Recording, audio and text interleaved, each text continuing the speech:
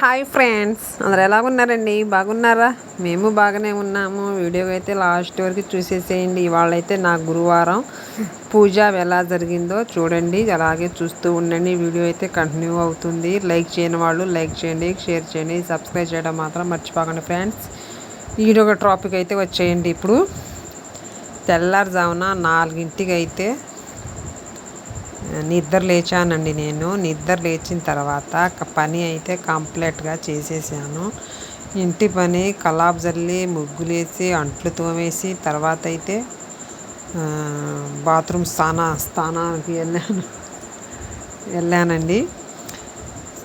స్నానం చేసుకున్న తర్వాత అయితే నేను పూజ అయితే మొదలు చేశాను.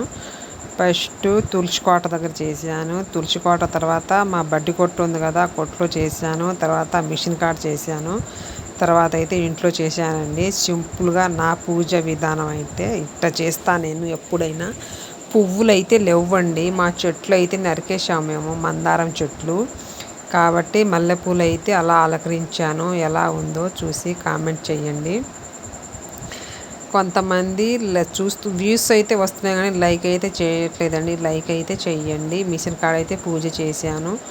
అటు తులసికోట కూడా చేశాను. చూస్తున్నారు కదా, తెల్లారి నేను 4ంటికి లేగి ఇంటి పని కంప్లీట్ చేసి 6ంటికల్లా నా పూజ అయితే కంప్లీట్ అయిందండి. చూడండి, వాతావరణం చల్లగా ఉంది.